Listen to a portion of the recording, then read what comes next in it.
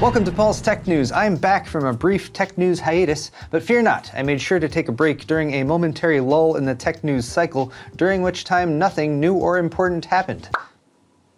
Okay, almost nothing new or important happened, but, well, I mean, I guess some things are kind of out of my control, I guess, but okay, fine. Important, monumental, and world-shattering events have transpired, and I left you all here for like 20 days with no weekly tech news summary to make sense of it all.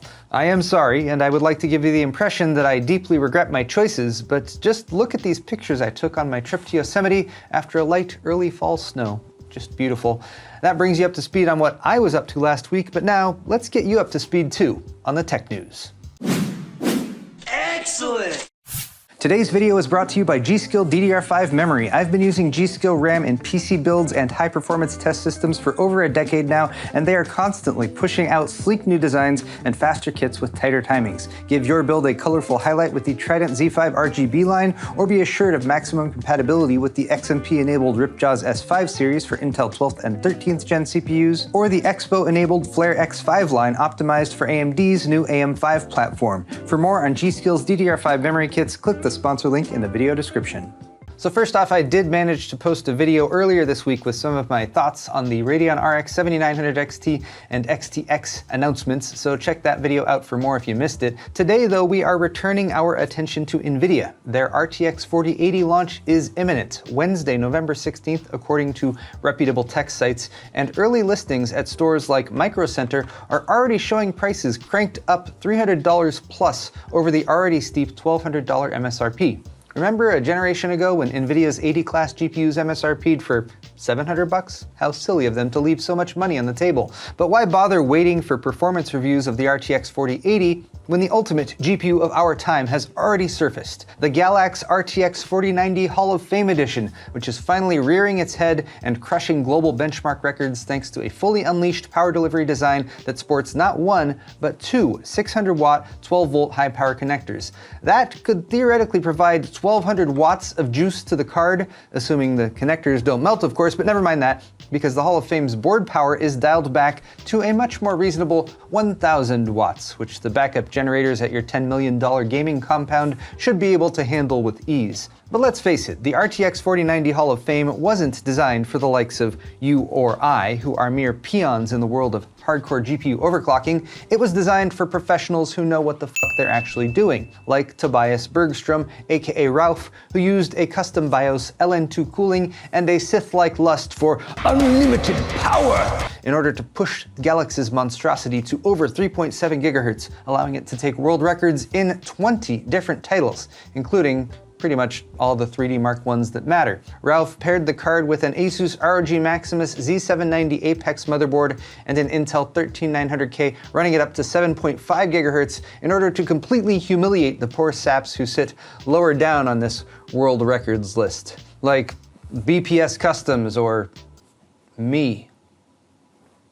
Speaking of a brazen display of power, another RTX 4090 was unearthed this week, the doomed RTX 4090 FTW3, or For the Win 3, that would have been launched by EVGA had they not decided to stop making GPUs entirely this generation.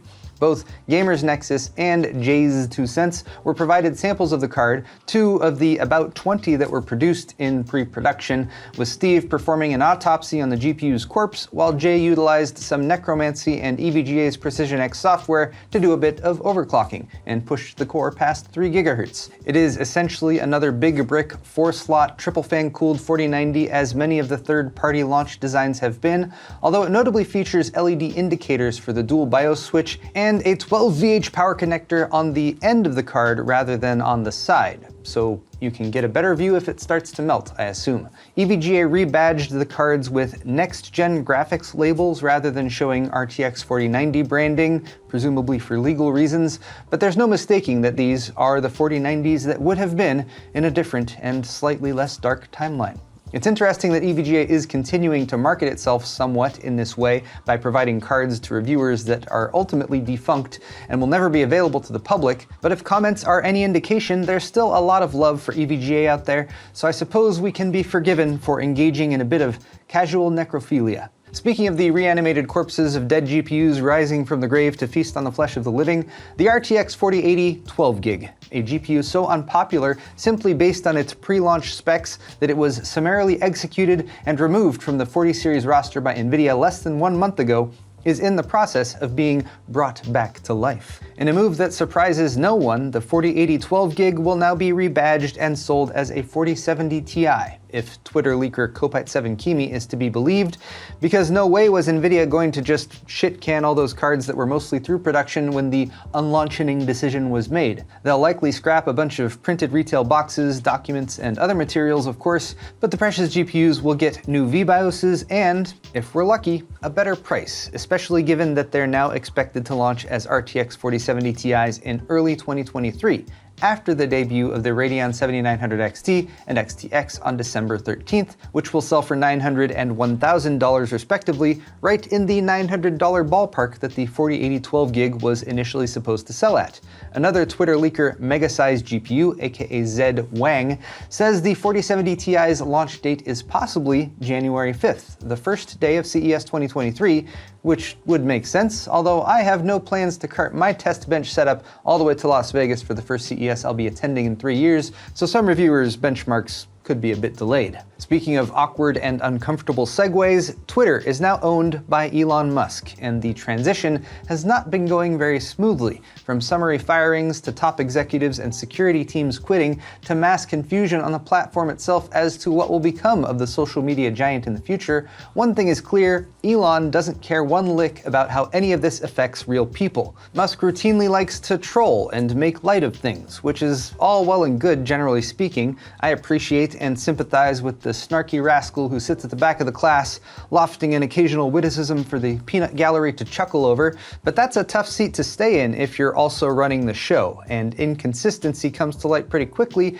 when one day you tweet, "Comedy is now legal on Twitter," and the next you're banning accounts for Elon Musk impersonation, because, oh yeah, you didn't mean comedy at your expense. Slapdash implementations of new features such as the $8 paid Twitter blue checkmark that was immediately co-opted by other trolls impersonating real brands was a great idea too. So much so that it was rolled back within 1 day, because not only were celebrities, athletes, and other public figures being impersonated, but so were companies like the pharmaceutical giant Eli Lilly, who had to deal with a parody account tweeting about free insulin that went viral, which not only called out their ridiculous insulin prices, which is a whole other issue, but also tanked their stock price, which goes a bit beyond legal comedy by any definition, because it is legitimately leaving Twitter open to legal repercussions in the form of lawsuits. Surely this debacle is far from over, but I wouldn't take Elon's word for it that everything is fine because of all-time highs in active user counts. It's not too tough to draw a crowd to watch a dumpster fire burn, but once the flames die down, they're gonna move on to other things. Speaking of fire, that burning sensation you're feeling right about now means it's time for tech briefs. That other burning sensation might be the 12-volt high power plug from your RTX 4090 melting, an issue that has not yet been fully resolved. NVIDIA has acknowledged that they're investigating, but a handful of educated guesses amongst the tech media is what consumers have to go on for now. Famed PSU reviewer John Garreau, aka Johnny Guru, who now works for Corsair, has weighed in as of this week as well though. And he thinks that the connector design itself lends itself to not plugging in all the way, leaving a gap that results in a poor connection and then maybe melting. But neither John, nor Gamers Nexus Steve, nor anyone else amongst the published media has been able to reliably recreate the issue. So hopefully NVIDIA reveals their internal findings soon to ease the minds of RTX 4090 early adopters. One last thing to note on this story is that John's article itself is no longer there, so I'm not sure why he took it down. AMD's server chips might not get as much attention as Ryzen, but the epic beatdown that they've been handing Intel continued this week with the debut of Genoa. Up to 96 cores of Zen 4 goodness by way of 12 8-core CCDs with 12-channel DDR5 memory and 128 PCIe Gen 5 lanes. Just look at Lisa laughing at Intel's attempts to compete, given that Sapphire Rapids still hasn't launched, and while the top-end EPYC 9654 will cost close to $12,000, just look at how 2 of them walk all over Intel's current Ice Lake offerings that currently max out at 40 cores per CPU. Even Sapphire Sapphire Rapids will peak at 60 cores, so Intel has some serious catching up to do in the server space. TSMC, meanwhile, is continuing to push for Moore's Law to stay alive with news of their upcoming manufacturing process. Not 4 nanometer or even 2 nanometer, but 1 nanometer. The next-gen node that they're developing in collaboration with MIT and the National University of Taiwan has a fab in development in the Longtan district and will use non-silicon materials to reduce the resistance between contacts for the incredibly tiny transistors. TSMC's roadmap currently expects 3 nanometer production to spin up by the end of this year, 2 nanometer fabs to go active in 2025, and 1 nanometer is too soon to speculate, but sometime after that. If you were excited by the new AMD Ryzen 7000 CPUs that launched in late September, but put off by their prices, consider moving to China. The new AM5 CPUs are already getting marked down by as much as 27% over there, likely as part of the Singles Day promotions, which took place on Friday, where you can celebrate being alone by buying stuff, I guess. A 7950X for $557, a 7900X for $459, a 7700X for $320, or a 7600X for $236 might not be enough to change your relationship status, but at least if you take one out for dinner and a movie, you can be pretty sure of a hookup later that night. Hooking up a high refresh rate monitor and graphics card for an epic gaming session, that is. Companionship is overrated anyway. Finally, despite what you all might think, NVIDIA CEO Jensen Huang is not made of a piece of stone wearing a leather jacket. He too is human, and is occasionally caught up in the human experience as we all are. And this time it was captured on video as the NVIDIA CEO visited the opening night of Weir Force 2022, a Taiwan esports carnival where he video bombed 2 karaoke singers and specifically requested Lady Gaga's song Hold My Hand from the Top Gun Maverick soundtrack. Video Cards says the video has 2.7 million views on the Chinese internet, which is apparently a whole other internet that exists out there.